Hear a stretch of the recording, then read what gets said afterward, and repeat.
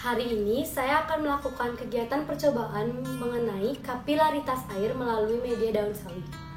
Tujuan dari kegiatan percobaan ini adalah untuk mengetahui apakah air bisa masuk melalui celah-celah kecil atau lubang-lubang kecil.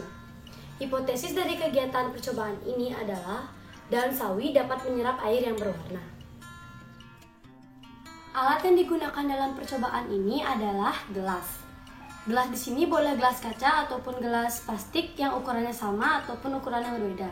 Di sini saya menggunakan 4 gelas dengan ukuran yang berbeda karena ini merupakan gelas bekas. Yang kedua ada sendok, yang ketiga ada gunting ataupun pisau. Bahan yang digunakan adalah yang pertama ada air. Air ini digunakan sebagai media yang dicampurkan oleh warna. Yang kedua ada sawi putih. Sawi putih ini yang digunakan sebagai media percobaan. Yang ketiga ada pewarna makanan. Jadi pewarna makanan di sini bisa menggunakan berbagai macam warna. Di sini saya menggunakan pewarna makanan hitam, merah tua, hijau dan kuning. Pewarna makanan ini digunakan sebagai media yang dicampurkan dengan air agar percobaan ini lebih menarik. Langkah percobaannya yaitu yang pertama, siapkan alat dan bahan. Yang kedua, siapkan gelas. Di sini saya menggunakan 4 gelas, yaitu gelas A, gelas B, gelas C, dan gelas D. Yang ketiga, isikan air pada masing-masing gelas dengan takaran yang berbeda. Di sini saya menggunakan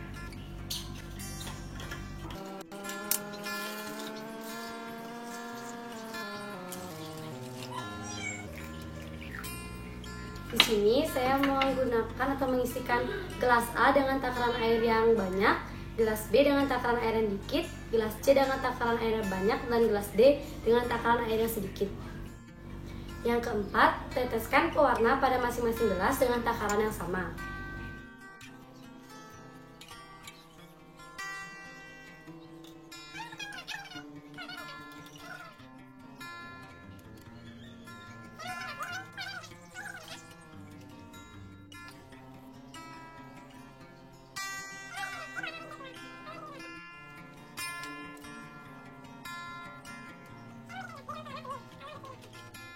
Yang kelima, ambil sawi putih lalu potong bagian bawahnya.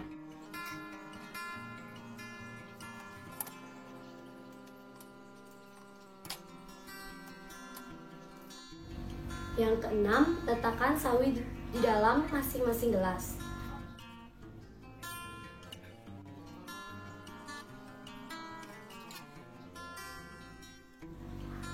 Tadi sawi itu dipotong bagian bawahnya. Hal ini bertujuan untuk membuka pori-pori pada sawi. Yang ketujuh, lalu diamkan sawi dan tunggu sawi selama 1 hari.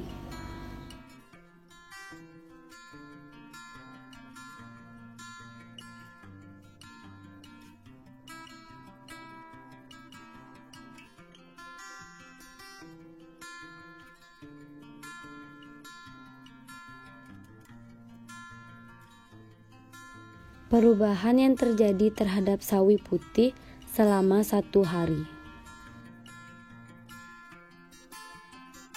Pada gelas A, terlihat seluruh bagian sawi putih mengalami perubahan warna yang sangat pekat menjadi warna hijau tua kehitaman dengan kuantitas air yang banyak.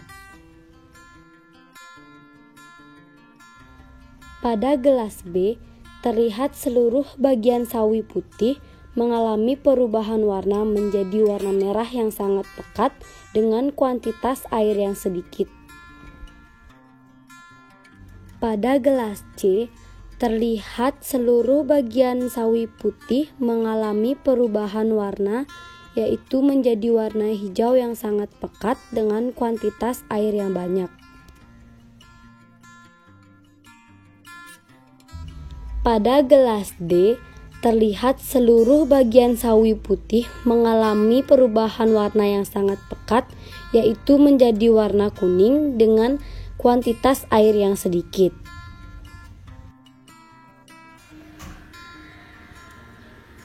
Dari percobaan yang saya lakukan selama 1 hari ini dapat dilihat bahwa pada gelas A, gelas B, gelas C, dan gelas D mengalami perubahan warna yang sangat pekat. Dimana hal ini dikarenakan pada saat kita memotong bagian bawah dari sawi, otomatis kita telah membuka pori-pori pada daun sawi tersebut.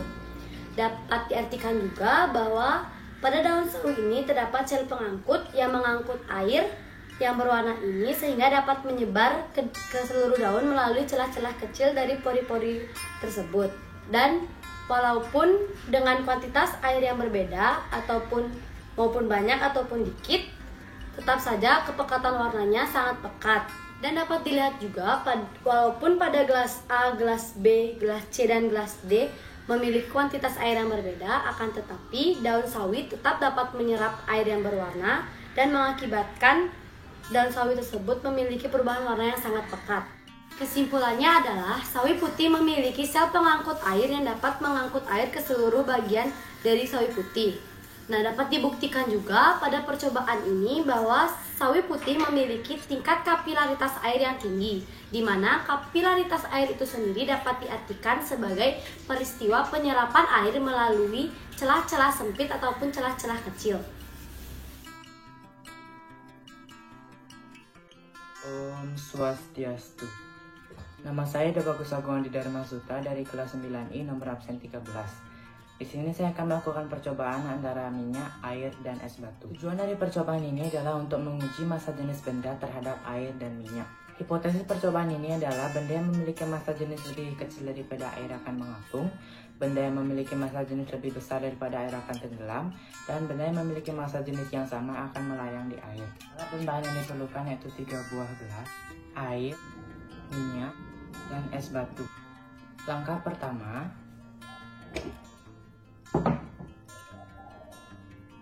tuang air di gelas pertama secukupnya. Langkah kedua, tuang air setengah gelas dan minyak setengah gelas. Lalu tuang minyak setengah gelas. Setelah itu, masukkan es batu ke masing-masing gelas.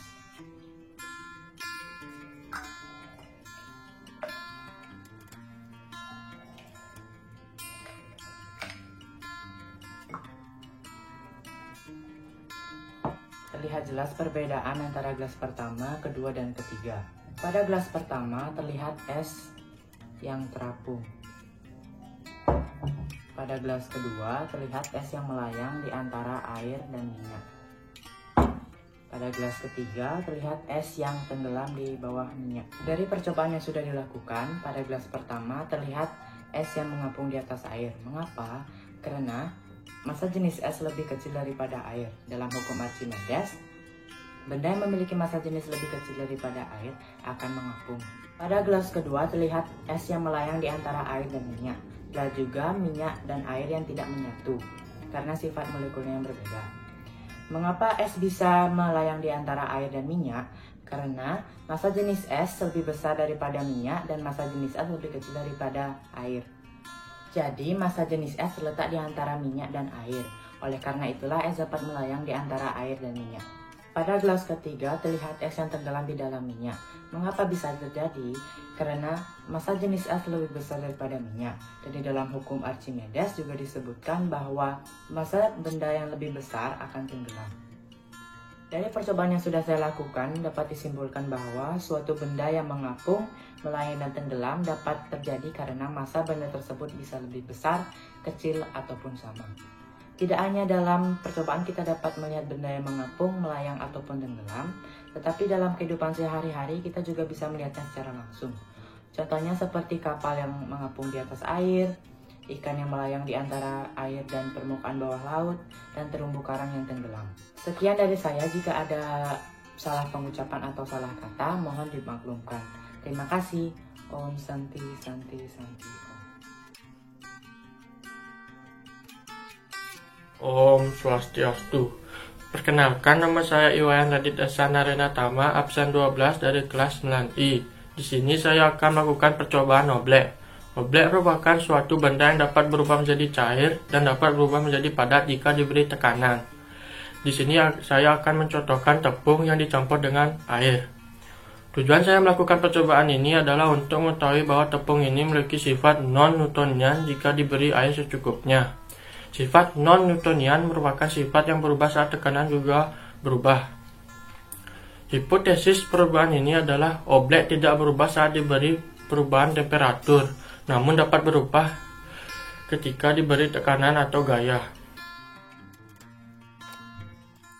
Tepung maizena, air, perwarna makanan, dan mangkok.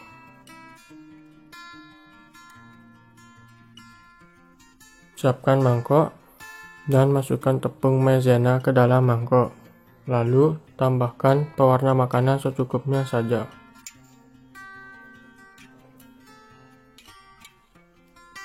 Setelah itu, tambahkan air sedikit demi sedikit.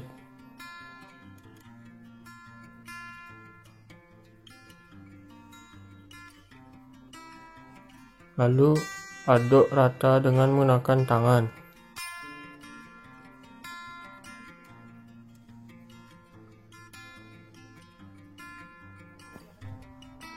Ujilah oblek dengan memukul permukaan oblek dengan tangan terkepal.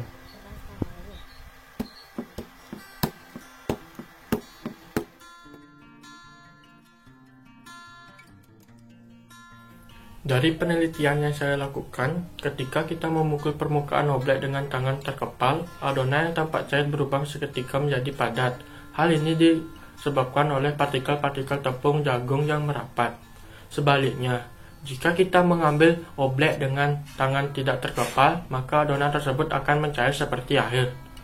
Hal ini disebabkan oleh perlakuan diberi gerakan perlahan memberi waktu pada partikel-partikel tepung jagung untuk bergerak lebih bebas. Kesimpulan, oblek tidak beracun, tapi tetaplah berhati-hati selama melakukan setiap eksperimen sains. Berhati-hatilah agar tidak terkena mata dan cucilah tangan setelah membuatnya. Sekian video dari saya. Jika ada kesalahan kata, mohon dimaafkan. Om Santi Santi Santi Om. Om Swastiastu, perkenalkan nama saya Nikomang Erisa Damayanti dari nomor absen 26. Di sini saya akan melakukan percobaan sains sederhana yang dimana percobaan tersebut akan menghasilkan gas hidroksida yang akan mengembangkan balon. Tujuan dari percobaan ini adalah untuk membuktikan suatu reaksi kimia dari percampuran natrium hidroksida dan senyawa dari aluminium yang akan menghasilkan gas hidrogen. Hipotesis dari percobaan ini adalah untuk menghasilkan gas hidrogen untuk mengembangkan balon. Alat dan bahan yang saya gunakan, yang pertama natrium hidroksida, yang saya pakai soda api. Yang kedua, aluminium foil. Yang ketiga, beberapa balon. Yang keempat, gunting. Yang kelima, botol kaca bekas. Yang keenam, wadah yang sudah diberi air. Sebelum melakukan percobaan, saya akan menggunakan handscoon sebagai alasan keamanan.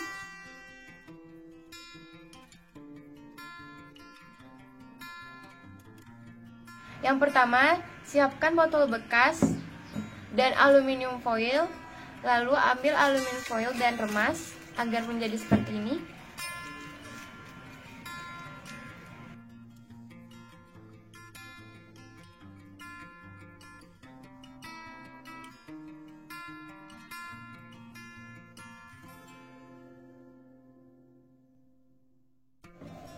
Jika sekiranya aluminium foil di dalam botol sudah cukup, langkah selanjutnya adalah melarutkan natrium hidroksida di dalam air.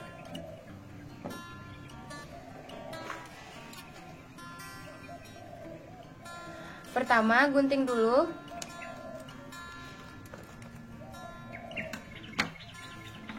Lalu masukkan secukupnya.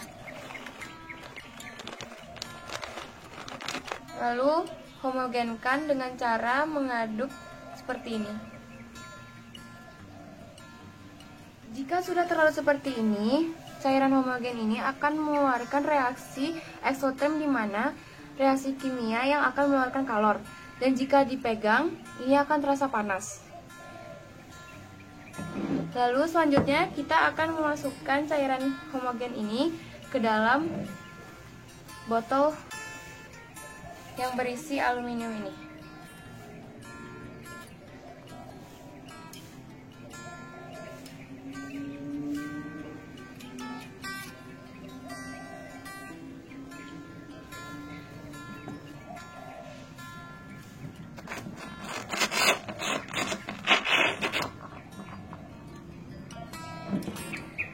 Bisa dilihat reaksi ini sudah bekerja.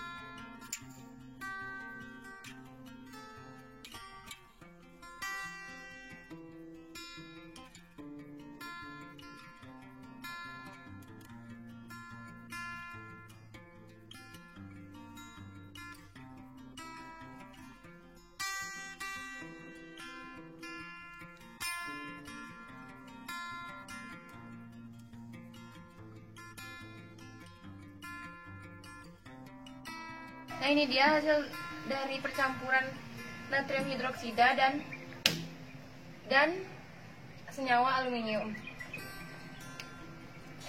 Baiklah, ini hasil dari percobaan tadi, dan di mana reaksi dari natrium hidroksida dan senyawa aluminium. Balon ini dapat terbang karena berat dari gas hidrogen itu lebih ringan daripada gas helium ataupun gas udara. Sekian video percobaan sains sederhana dari saya. Jika ada kesalahan mohon dimaafkan.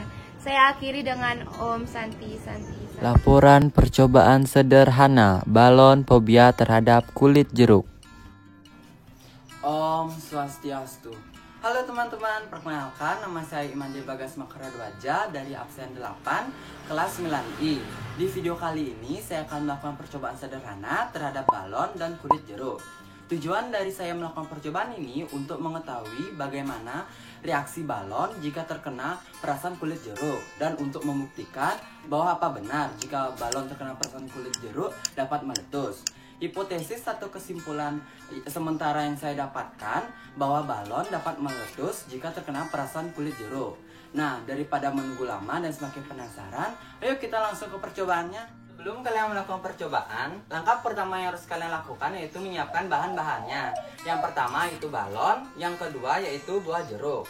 Langkah kedua yang harus kalian lakukan yaitu tiuplah balon hingga mengembung seperti ini, lalu kupas buah jeruk untuk dipisahkan daging dan kulitnya. Langkah ketiga, ambillah balon, lalu pegang ujung balon. Setelah itu, ambil kulit jeruk, lalu peras di atas balon.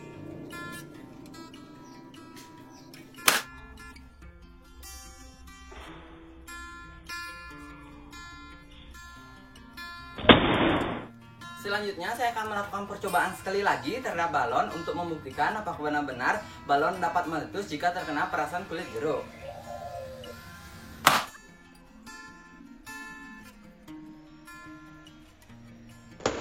Nah, hasil dari percobaan tadi bahwa balon dapat meletus jika terkena perasan kulit jeruk. Jika ada yang bertanya, kenapa sih kok bisa balon dapat meletus jika terkena perasan kulit jeruk? Alasannya karena di dalam kulit jeruk terdapat cairan, yaitu yang disebut dengan cairan atisiri, yang merupakan cairan yang mudah menguap atau bereaksi kepada karet polimer, yaitu bahan pembuatan balon, yang mengakibatkan molekul-molekul balon akan merenggang. Perenggangan tersebut akan mengakibatkan balon tidak dapat mampu lagi menahan tekanan udara yang berada di dalamnya yang menyebabkannya meletus. Kesimpulan akhir dari percobaan ini adalah pecahnya balon terjadi karena air perasan kulit jeruk mengandung sejumlah cairan antisiri atau cairan yang mudah menguap yang akan menyebabkan perubahan tekanan di dalam balon sehingga balon tidak dapat mampu menahan tekanan dan akhirnya meletus.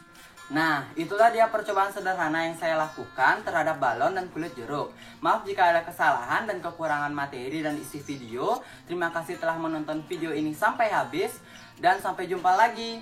Om Santi Santi Santi Om. Terima kasih telah menonton.